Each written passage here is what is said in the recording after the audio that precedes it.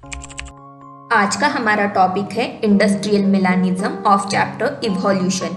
सच बताऊं तो ये एक इंटरेस्टिंग टॉपिक है, बट कुछ कुछ बच्चों को ये डिफिकल्ट लगता है बिकॉज ये कंसेप्चुअल टॉपिक है। एक बार कंसेप्ट दिमाग में फिट किया तो इससे इजी कोई भी टॉपिक नहीं। नीट एंड बोर्ड के एंड तक भी ये टॉपिक आपको याद रहेगा विदाउट मच रिवीजन। और इस वीडियो में आपके टॉपिक को और भी मजबूत करने के लिए एक स्टोरी है। सच बताऊं तो ये एक ऑनलाइन बोर्ड टीचिंग वीडियो नहीं है, ये एक यूनिक अप्रोच है of a animated video so to learn the concept and to remember the concept long time.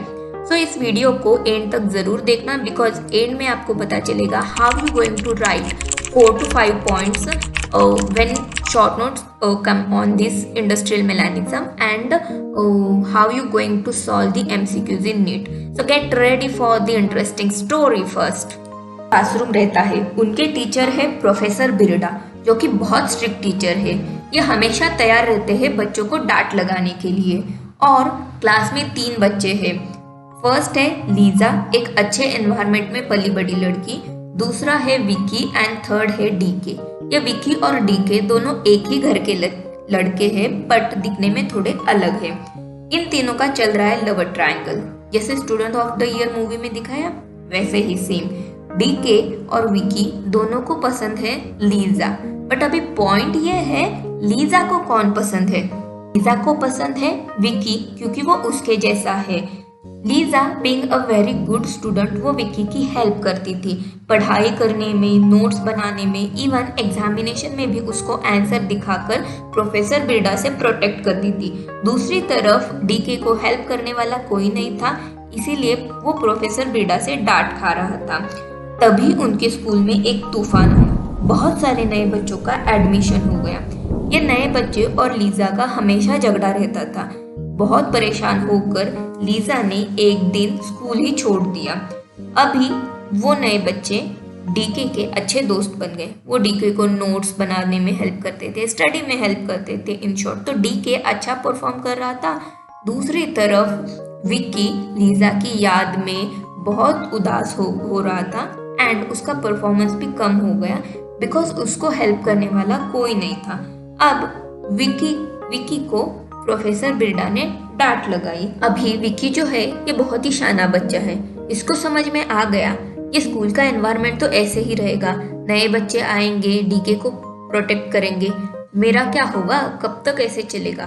तो उसने क्या किया, ये नए बच्चों से दोस्ती कर ली और वो भी प्रोटेक्शन में आ गया।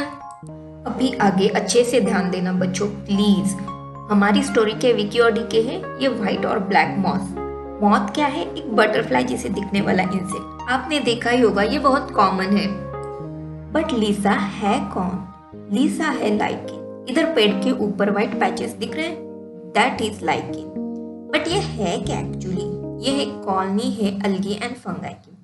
अल्गी जो कि प्लांट है फोटोसिंथेसिस करेगा, फूड बनाएगा एंड फंगाई को भी वो फूड देगा। इन रिटर्न में फंगाई उसको शेल्टर और सॉइल से वाटर एंड न्यूट्रिएंट प्रोवाइड करेगा। इसके बारे में और डिटेल आपको बायोलॉजिकल क्लासिफिकेशन में मिल जाएंगे एंड जल्दी हम इसके ऊपर एक वीडियो भी बनाने वाले हैं। अभी सेकेंड इम्पोर्टेंट चीज है लाइकेन के बारे में। जैसे लीसा अच्छे एनवायरनमेंट में ही रहती थी, जैसे स्कूल का एनवायरनमेंट खराब हो गया वो स्कूल छोड़ के चली गई, वैसे ही लाइकेन अच्छा फ्रेश एयर में ही ग्रो होता है। जिधर पोल्यूटेड एयर है उधर लाइकेन ग्रो नहीं होगा, which is very important thing and that's why lichen को बोलते हैं पोल्यूशन इंडिकेटर। उस प्रोफेसर बिरडा कौन है? प्रोफेसर बिरडा है हमारा बर्ड प्रीडेटर। प्रीडेटर मतलब जो किसी को खाएगा। इधर बर्ड्स मौत को खाएगा। नॉट नेसेसरी कि ये आउल है बट कोई भी बर्ड हो सकता है। चारों के चारों कैरेक्टर अभी आ गए स्टोरी में। 2 टाइप के moth, black and white, bird and lichen. So दोनों मौत लाइकेन के ऊपर बैठेंगे but because lichen white colour का है उसके ऊपर व्हाइट मौत बैठेगा तो वो बर्ड को नहीं दिखेगा। इस प्रोसेस को बोलते हैं कैमोफ्लेज। कैमोफ्लेज का मीनिंग क्या है? Animal colour matches with surrounding which makes it difficult to see. दूसरा बर्ड को दिखेगा ब्लैक कलर का moth on a white background, so bird उसको खाएगा। इसका परिणाम हुआ ब्लैक मॉथ्स की संख्या कम होती चली गई। तुम लोगों को पता ही होगा वर्ल्ड हिस्ट्री में 3 वर्ल्ड वॉर हुए। उनमें से सेकेंड वर्ल्ड वॉर के टाइम इंग्लैंड में बहुत सारे साइंटिफिक रिसर्च एंड डेवलपमेंट हुए। बहुत अलग अलग इनोवेशंस हुए, जैसे कि electric bulb, steam engine, printing, telephone, plastic, swing machine and many more. ये टाइम पीरियड था 1850 टू 1920। इसी दौरान बिकॉज ऑफ इनोवेशंस बहुत सारी इंडस्ट्रीज सेटअप होने लगी। इसको बोलते हैं इंडस्ट्रियलाइजेशन का पीरियड, जो कि इंग्लैंड में हुआ। और इसी इंडस्ट्रियलाइजेशन के चलते बहुत ज़्यादा एयर पोल्यूशन भी होने लगा। लेकिन पोल्यूटेड एयर के कारण ट्री ट्रंक के ऊपर ग्रो नहीं होगा एंड इंडस्ट्री से आने वाले स्मोक और सूद के कारण ट्री ट्रंक ब्लैक होने लगेगा। अभी उल्टा सीन होगा। Bird will notice and eat white moth on a dark background and dark moth survive. Now white moth का नंबर कम होगा। विकी और डीके है, लीजा आई, विकी को प्रोफेसर बेडा से प्रोटेक्ट किया, तो प्रोफेसर बेडा ने डीके को डांट लगाई। सेम होगा इधर। ब्लैक एंड व्हाइट मॉथ है, लाइक एंड व्हाइट मॉथ को प्रोटेक्ट करेगा, so predator bird will eat black moth. Vicky और डीके है, न्यू स्टूडेंट आए, डीके को प्रोफेसर बेडा से प्रोटेक्ट किया, तो विकी एक्सपोज हो गया। सूद एंड स्मोक ने व्हाइट ट्रंक को ब्लैक किया, सो प्रेडेटर बर्ड को ब्लैक मॉथ ब्लैक बैकग्राउंड में नहीं दिखे। रिजल्ट क्या हुआ? वो व्हाइट मॉथ को खा के चला गया। सो ये कंसेप्ट 3 पार्ट में डिवाइडेड है। इंडस्ट्रियलाइजेशन से पहले क्या हुआ? लाइकेन था, तो व्हाइट मॉथ का नंबर ज्यादा होगा। इंडस्ट्रियलाइजेशन के बाद में क्या होगा? पोल्यूशन होगा, सो डार्क मॉथ का नंबर ज्यादा होगा। इंडस्ट्रियल मेलानिज्म को नेचुरल सिलेक्शन का एक एग्जाम्पल बोलते हैं, बट वो कैसे? उसके लिए सबसे पहले हम देखेंगे नेचुरल सिलेक्शन थ्योरी क्या है, शॉर्ट में देखेंगे एकदम, बिकॉज इसके ऊपर एक डेडिकेटेड वीडियो नेक्स्ट ही आने वाला है। So natural selection theory Darwin ने दी थी, सो इसको डार्विनिज्म भी बोलते हैं। डार्विन ने क्या कहा? एनवायरनमेंट में चेंजेस होंगे, उस चेंजेस के हिसाब से अगर ऑर्गेनिज्म ने खुद को चेंज किया, ओके, सो खुद को लाइक अडाप्ट किया, तो वो ऑर्गेनिज्म सरवाइव करेगा।